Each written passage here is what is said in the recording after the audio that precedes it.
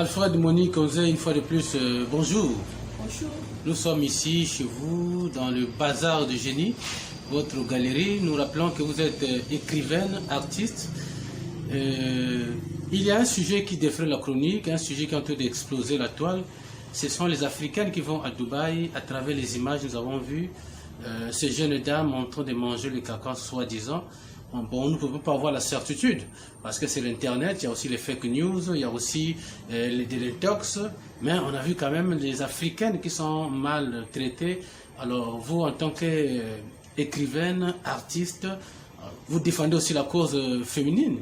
Alors comment réagissez-vous devant ces phénomènes? Merci pour cette interview. Commencer, c'est un sujet qui me fâche vraiment. Tout simplement parce qu'il s'agit de la femme qui est une fois de plus chosifiée. Et vous savez, il est difficile de dire exactement qu'est-ce qui se passe là-bas et qu'est-ce que ces femmes et certains artistes subissent lorsqu'ils sont là-bas. Mais par contre, on sait que ces gens-là sont des racistes. Ils sont prêts à tout pour utiliser la race noire. Et je ne veux pas dire que nos sœurs sont innocentes ou coupables. Mais s'il faut d'abord parler du racisme et des antivaleurs, je dirais que les méchants sont ceux qui font soi-disant manger du caca ou faire de n'importe quoi à nos soeurs. Je ne sais pas dans quels états elles étaient. Est-ce qu'ils les ont d'abord droguées? Parce qu'on ne peut pas prendre ça à la légère. C'est un crime de faire cela à un être humain. Et un homme censé qui a un cerveau ne peut pas faire certaines choses. Et c'est méchant. Nos sœurs, naturellement, s'en vont dans d'autres pays. Là, il s'agit de Dubaï ici. Elles partent acheter la marchandise et tout. Mais comment est-ce qu'on les traite là-bas? À leur arrivée, qu'est-ce qui se passe? Qu'est-ce qu'on les fait faire? Vous voyez, ça me fait mal de voir comment est-ce qu'on les insulte, on les dénigre, on les salit. Qu'ils voyagent un peu, qu'on perce vraiment le mystère de cette affaire-là. Et je pense que c'est un problème d'abord spirituel. Parce que ces gens qui se comportent de la sorte, c'est soi-disant, je ne sais pas saoudiens, on ne sait pas comment est-ce qu'on les appelle, qui se comportent de la sorte, sont des pauvres types. Madame, selon les retours que nous avions, ce sont des grandes dames, des influenceuses, les femmes qui ont des moyens ici, mais qui vont là-bas parce que là-bas, ce sont des objets de jouissance et ils vont là-bas pour avoir de l'argent. Si certains Africains critiquent ce qui se passe là, c'est parce que ces dames-là, quand elles viennent en Afrique ici, ce sont des influenceuses. Ce sont les femmes qui donnent les leçons de morale aux autres. Mais quand elles se retrouvent là-bas, elles acceptent ces pratiques-là. La femme africaine est sacrée. Qu'est-ce qu'il faut dire à nos sœurs africaines qui vont là-bas, qui elles-mêmes vont se livrer à ce genre de pratiques? Peut-être elles sont elles-mêmes responsables. C'est ça que je dis. On doit vérifier ou percer le mystère. Qu'est-ce qui nous dit qu'elles sont responsables ou pas? Ça, je ne sais pas. Mais au moins, ce qui est visible et ce qui fait mal, c'est de voir comment est-ce qu'on les poste. Ces soi-disant riches n'ont pas le droit de faire ça. Ils n'ont jamais créé un être humain.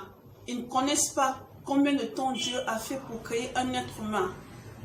Ils ne peuvent pas faire ça parce que l'être humain est sacré. Je ne peux pas dire qu'elles le font volontairement ou involontairement. Je ne suis pas là-bas avec elles.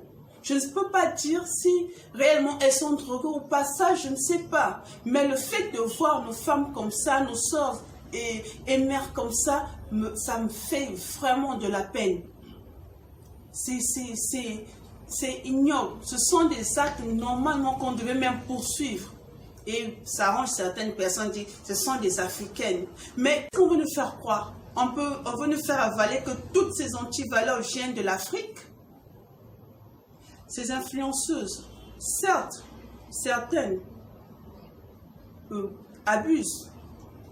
Quand je parle d'abuser, c'est dans le sens de l'exhibitionnisme. Certaines, il y en a qui abusent un peu, mais par contre, il y en a qui font bien leur travail. Parce qu'on voit, il y en a qui aident. De nos jours, vous voyez, il y a beaucoup de filles qui sont maintenant, qui se battent, qui ne sont plus bonnes à rien qu'on nous appelait autrefois. Des femmes battantes.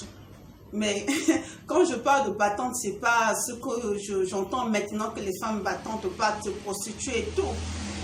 Les femmes battantes, c'est d'abord les femmes qui sont fières d'elles, qui se battent d'elles-mêmes, qui n'ont pas besoin de recevoir un centime d'un homme pour avoir le pain quotidien. Ce sont les femmes qui sont capables de se prendre en charge, de par leur intelligence et de par leur activité. Même si ça ne rapporte pas beaucoup, mais au moins elles n'ont rien à envier à personne.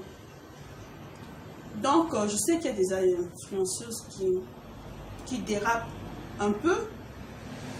Par contre, il y en a qui font bien le travail.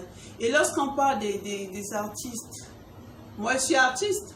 Et quand j'entends que certains artistes fassent manger le ne sais pas quoi, mais ça fait mal. Parce que demain, lorsque je me retrouve à Dubaï, on m'a dit que Alfred Onzi est allé manger le CAC, je ne sais pas quoi là. Comment est-ce que vous appelez ça, caca, je ne sais pas quoi. Ça fait mal. Il s'agit de nous. Nous sommes des Africaines. Nous avons des valeurs. Nous sommes nous. Et nous devons nous aimer tels que nous sommes. Avec le peu ou le plus que nous avons. La femme africaine est une femme sacrée. Et c'est une femme, et il n'y a pas plus sacré que femme africaine. Et ces gens-là, s'ils osent vouloir salir la femme africaine, tout simplement parce que ce sont des gens complexés.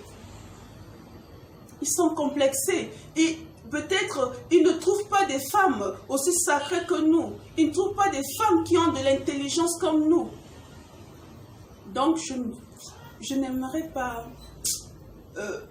trop parler ça choque. Ça choque. Madame, et ces gens sont à poursuivre. On doit savoir qu'est-ce qu'ils font réellement.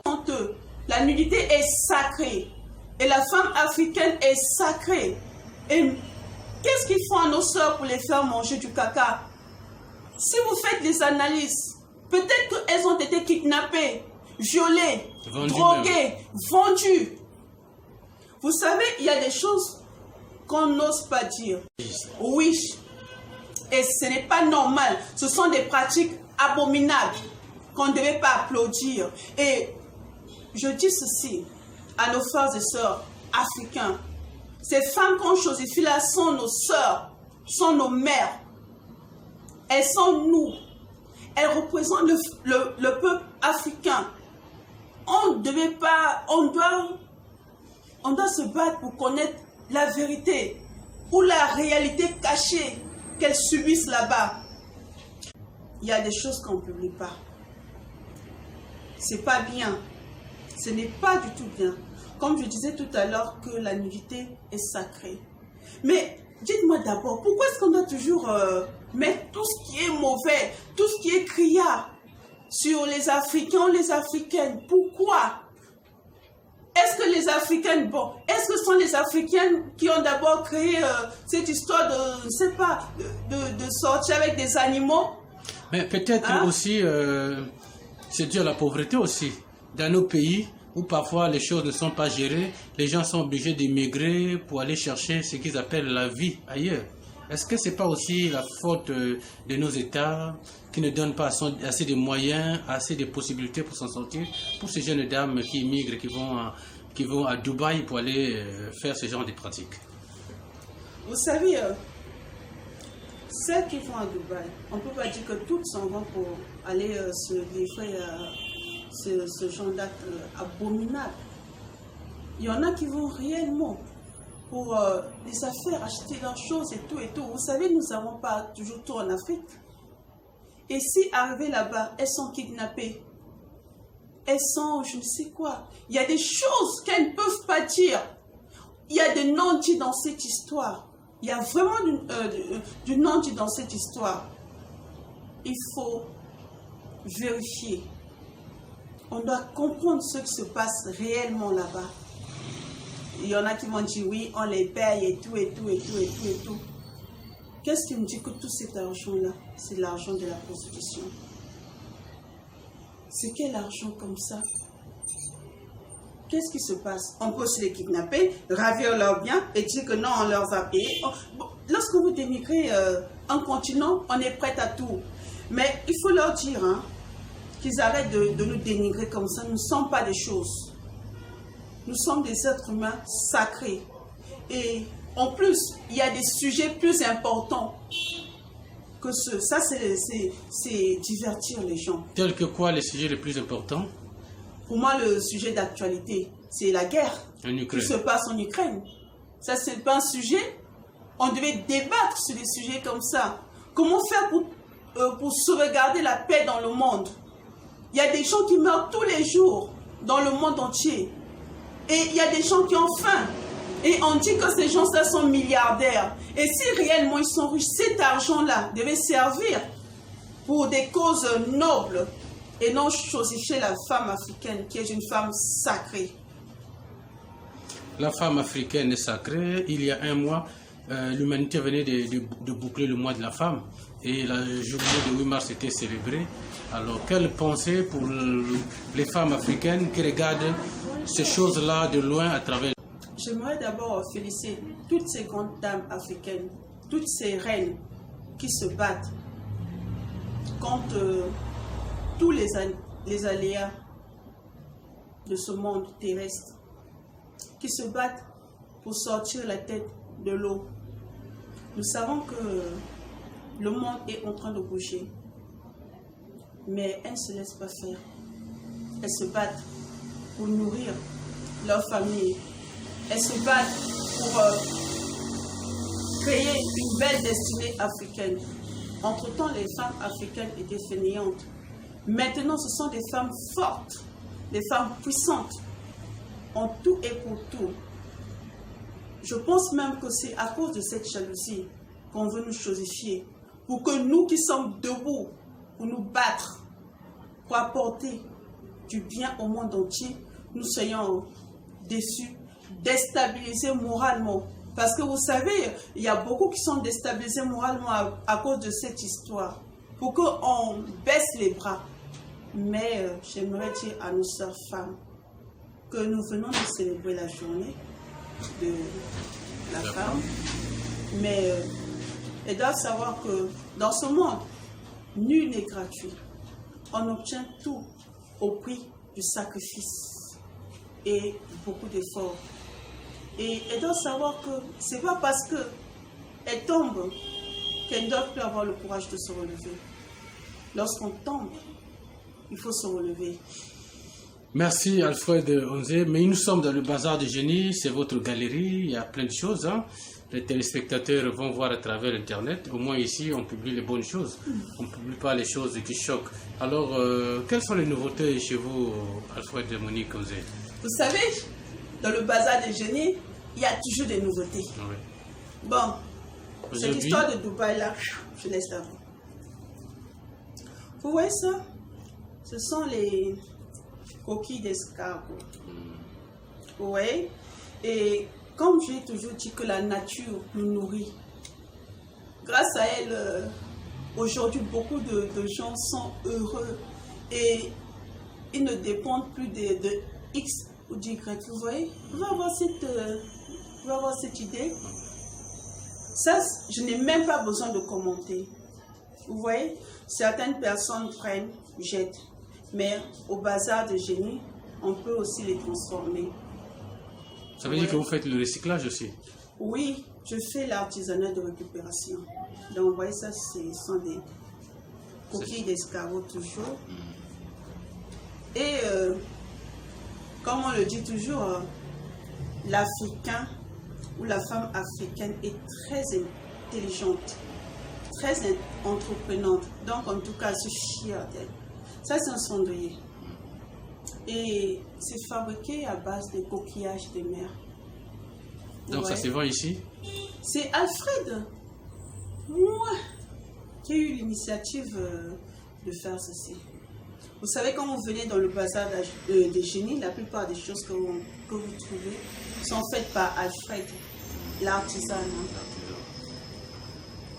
Ça, c'est toujours, vous voyez, un coquillage d'escargot et un cendrier. Pas seulement pour les fumeurs, on peut utiliser ça pour beaucoup de choses, mais au moins c'est un cendrier. Chacun a un cendrier il sait comment est-ce qu'il utilise son cendrier. Mais vous êtes ici au centre-ville, est-ce que ça c'est à la portée de toutes les bourses? Parce qu'au centre-ville tout coûte cher. Est-ce que c'est à la portée de toutes les bourses? Vous savez, le bazar des génies a pour but d'aider tout le monde. Et lorsque quelqu'un rentre au bazar des génies, il ne peut pas sortir bras ballants. C'est ça, le bazar, il y a un peu de tout. Et il y a aussi le sourire. Et vous savez, quand vous avez par exemple 5 000 francs et que vous avez au bazar de génie, la chose coûte peut-être 6 000 francs. Le bazar de génie ne peut pas vous laisser triste. Au contraire, il faut qu'on fasse des prix abordables pour que vous achetiez, emmenez chez vous et fassiez aussi le marketing. Donc ici, il y a pour tout le monde. Chacun peut se retrouver dans le bazar des génies. Vous savez, il y a même des objets qu'on voit ici à 500 francs, incroyables, mais pourtant, frère, il faut s'y rendre pour découvrir. Merci à Alfred Monique Osé, l'écrivaine. Je terminerai toujours par ça. Nous attendons toujours la dédicace je pense que le 3e livre. Hein? Oui. Vous savez, Alfred Onzi ne fait la course avec personne. Alfred Onzi a un calendrier à respecter. Cela ne veut pas dire que je vais prendre toute une éternité.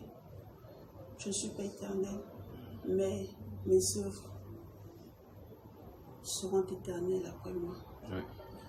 Et lorsque le temps me permettra de vous présenter mes nouveaux romans, je le ferai. Mais pour l'instant, je suis plus guidée par l'artisanat. Tout simplement parce que, vous savez, je suis artiste écrivaine, je suis artisane. Donc, j'ai plusieurs casquettes. Je ne peux pas fixer une date parce que le lendemain ne m'appartient pas. Mais pour l'instant, je suis là, avec vous. Mais madame, vous pouvez quand même rappeler aux internautes les différentes publications de Alfred Monique Osé? Moi, actuellement, nous avons 2 romans sur le marché. Il y a le premier roman, Une vie de prima dentaire promise. Beaucoup de gens pensent qu'il s'agit d'un roman religieux. Non.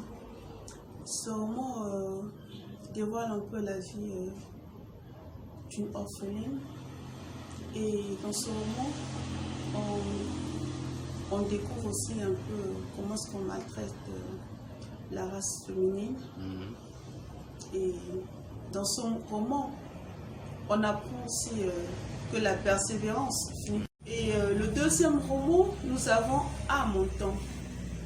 Dans le 2e roman, on parle des antivaleurs. On parle d'un jeune homme qui se croit tout permis, comme ces soi-disant riches qui chosifient la femme africaine, tout simplement parce qu'ils ont soi-disant de l'argent, soi-disant. Dans ce moment, on parle de tous ces antivaleurs. Et à la fin, on nous rappelle dans ce roman que on peut tout faire. On peut faire tout le mal qu'on veut. On peut se permettre de tout, puisqu'on le veut.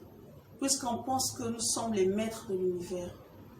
Mais dans ce roman, le tome 3 nous rappelle qu'il y a un temps pour chaque chose, et chaque chose en son temps. Et le tome 3 nous rappelle aussi que la nature finit toujours par nous rattraper. Donc, on doit savoir ce qu'on fait. C'est vrai que nous sommes libres de faire un choix. On doit être capable d'assumer les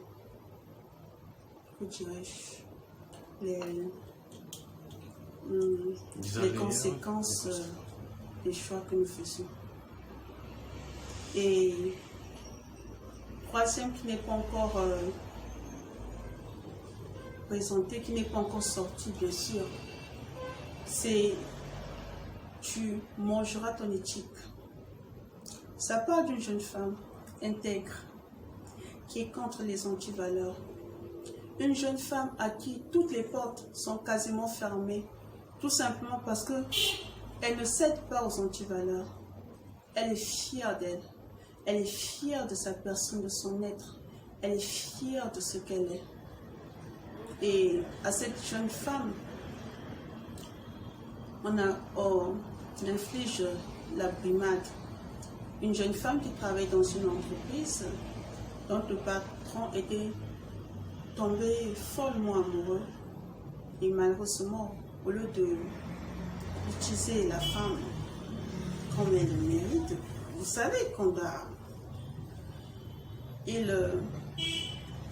la brimait, lui donnait des mises à pied. Et lorsqu'il fallait voyager, il ôtait toujours son nom. Et elle restait toujours là. Et un jour, elle lui pose la question de savoir, mais pourquoi est-ce que vous me maltraitez tant? Quel mal ai-je bien pu vous faire? Est-ce que je ne fais pas bien mon travail, monsieur? Et il dit, vous travaillez bien, mais sauf que tu mangeras ton éthique.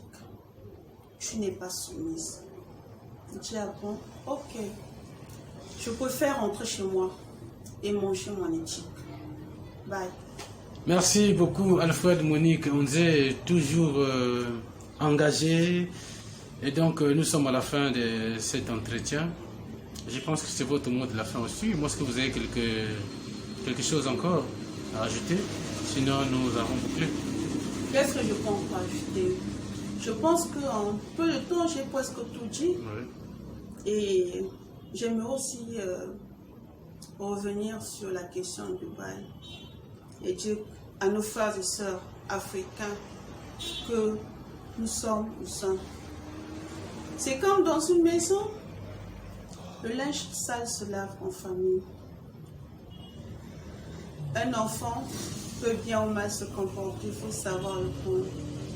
Il faut se battre pour étudier cet enfant et connaître ses faiblesses et ses forces afin de savoir comment l'éduquer. Et si un enfant se comporte mal et on le frappe devant les gens, on lui fait du n'importe quoi, on risque de le perdre. Nous sommes une famille, une équipe. Nous sommes un. Donc, comprenez le message. Merci beaucoup. Voilà, c'est donc la fin de cet entretien. Merci une fois de plus pour nous avoir reçus au Bazar Déjeuner. Nous allons encore revenir prochainement. Merci.